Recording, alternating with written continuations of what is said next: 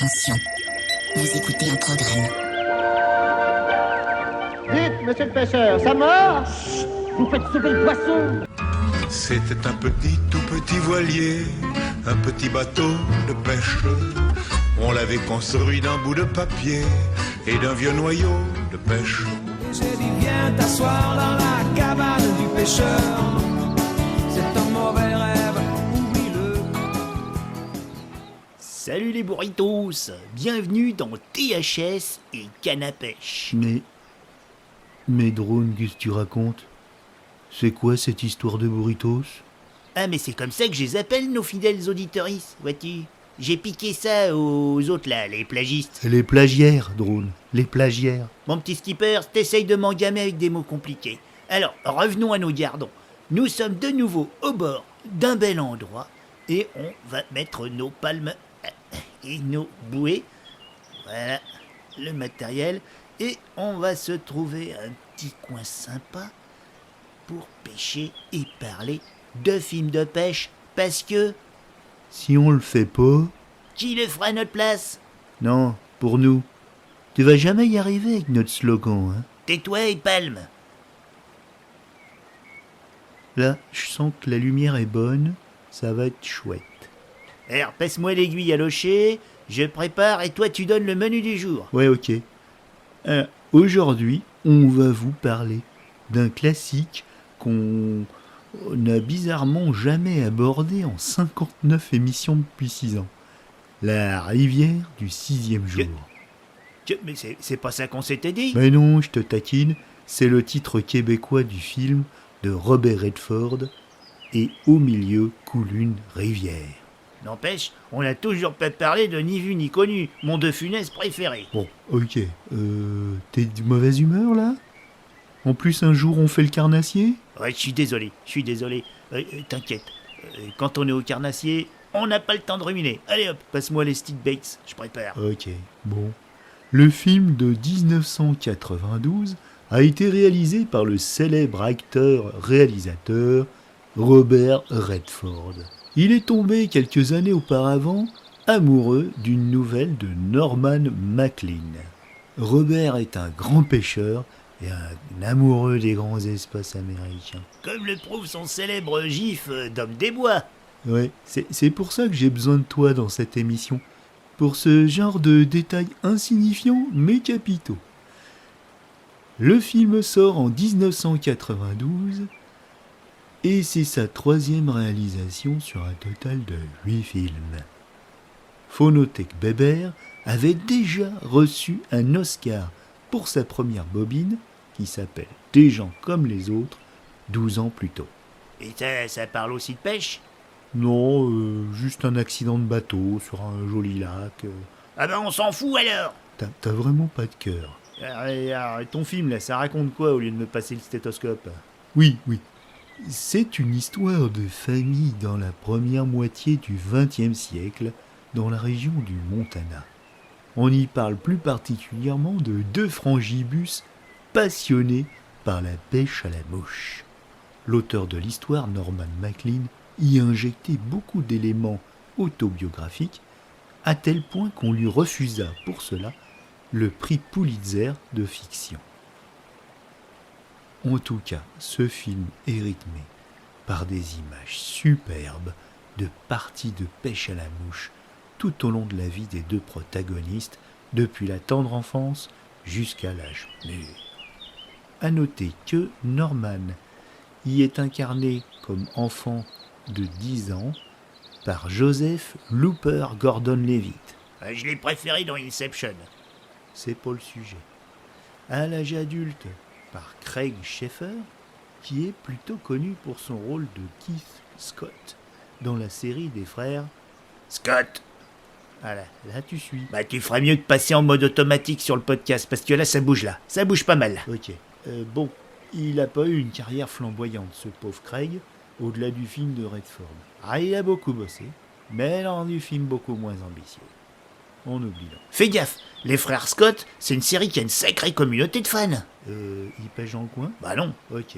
Je disais quoi, moi? Ah oui, donc Norman est joué en fin de récit par Robert Redford lui-même. Il fait aussi la voix off du récit, car c'est le personnage principal. Le frère Paul, roi de la truite à la mouche, est principalement interprété par l'ineffable Brad Pitt, dont ce fut un des premiers grands rôles sérieux. Même s'il a un grand second rôle aussi la même année, en 92, dans Cool World, un Qui veut la peau de Roger Rabbit-like, qui fut le dernier long métrage du grand Ralph Bakshi. Tu t'égares là, tu t'égares. On sera jamais dans les temps. Oui, Cher auditeur, il dit tout sa tête parce qu'il a les mains bien prises par sa canne et probablement un beau black bass. Tout au bout là, tout au bout là. Ah, c'est pas comme ces plagistes là et leur cyclipédia là. Arrête de les critiquer à chaque émission. Ils ont aussi une sacrée communauté. Ah ouais, et Non, ils pêchent pas dans le coin non plus. Bon ben continue. Alors ce film, pour la petite histoire, est resté surtout dans les mémoires pour sa beauté plastique. Il a été photographié par un Français originaire de Lorraine, Philippe Rousselot. Si, vous les jeunes, vous connaissez son travail, parce qu'il a assuré les images époustouflantes des 2 films Les Animaux Fantastiques, plutôt récemment. Faut dire qu'il s'est régalé dans sa grande carrière.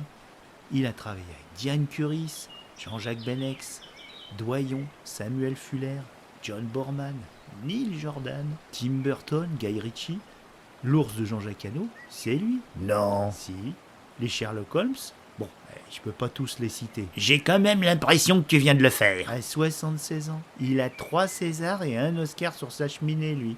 Pas un silure empaillé. Ouais, si j'étais pas occupé à t'aider, je te jure. Et puis tu vas me faire avoir des ennuis, c'est protéger ces bestiaux, nom de nom. Ah, ok. En tout cas, c'est un film à voir, mais pas fatigué. Comme par exemple après une bonne séance comme aujourd'hui. À nous les pêcheurs, c'est un peu notre film doudou, faut avouer. Mais on va causer pêche quand même là, on est là pour cela les burritos. Ah, tu me donnes faim, crétin. Son succès est phénoménal. 66 millions de dollars pour un film indépendant au budget de 12 millions. Et oui, ce film n'a pas été tourné sur la rivière Blackfoot, comme dans la nouvelle de Maclean, du fait de la surexploitation forestière et de la dégradation de l'environnement. Le film a donc permis un changement de mentalité, notamment des autorités locales, mais aussi des populations, et de nos jours, 30 ans plus tard, les domaines de pêche ont retrouvé leur nature et leur propreté, et leur beauté. Malgré tout, le film est resté dans les mémoires, et les locaux voient encore d'un mauvais œil les pêcheurs touristes. J'ai même lu que le film avait donné envie à beaucoup de femmes à se mettre à la canne à mouche. Ah, c'est beau. Arrête de rêver. Tiens, t'es prêt là? On l'a presque. Alors, pour l'anecdote, bien sûr, les acteurs n'avaient jamais pêché. Et on a essayé de mobiliser le plus d'experts locaux, sans grand résultat malheureusement. Robert Redford était abattu. Il a fait retourner toutes les scènes jusqu'à ce que cela ressemble à quelque chose. Redford, pourtant, fut le seul à être doublé dans la scène de fin par un vieux magicien de la ligne du coin. Ouais, c'est le seul, bizarrement. Les scènes de pêche, en tout cas, avaient exigé Robert Redford, devaient être tournées avant tout le reste. C'est pas beau ça. Ça c'est du cinéma. En tout cas, le Montana a vu son image complètement marquée par ce film. Et peut-être que tu voudras pêcher une grosse truite arc-en-ciel depuis le Brad Pitt Rock un jour. Ah non, j'ai trop peur des grizzlies. Ça, c'est des bons pêcheurs, ceux-ci, en tout cas. Bon, tu le conseilles alors ce film? Attends, ouais. Voilà, on va se prendre en photo avec ce beau pépère avant de le relâcher. Clic-clac, dans la collecte. Hop. Oui, bien sûr. C'est un classique dramatique très beau. Bah, ça plaira aux bourrinos, ou plutôt à nos burritos. Tu me redis encore ce mot, je te noie. Ok, t'as l'air sérieux là. Bon alors, la semaine prochaine, ce coup-ci, c'est Drone qui nous parlera du meilleur film de Colin Farrell. The Lobsters? Non, Ondine. Chut, tu vas nous porter malheur.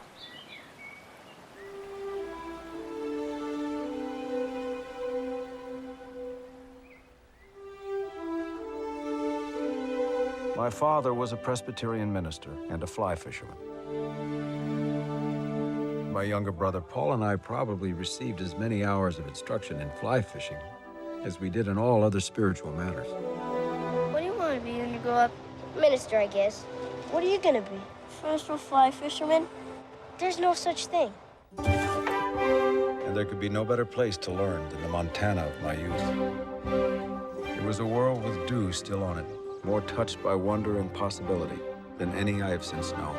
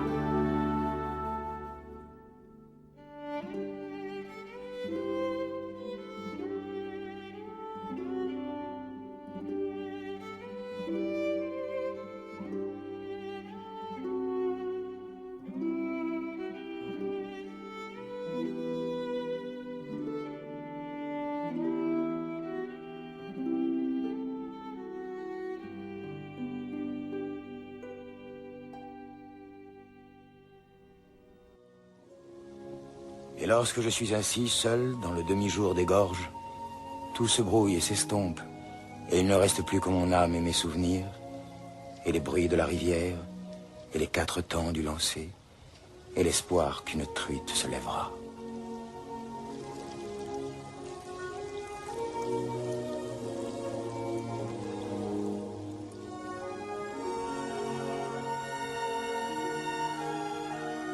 Peu à peu, tout se fond en un.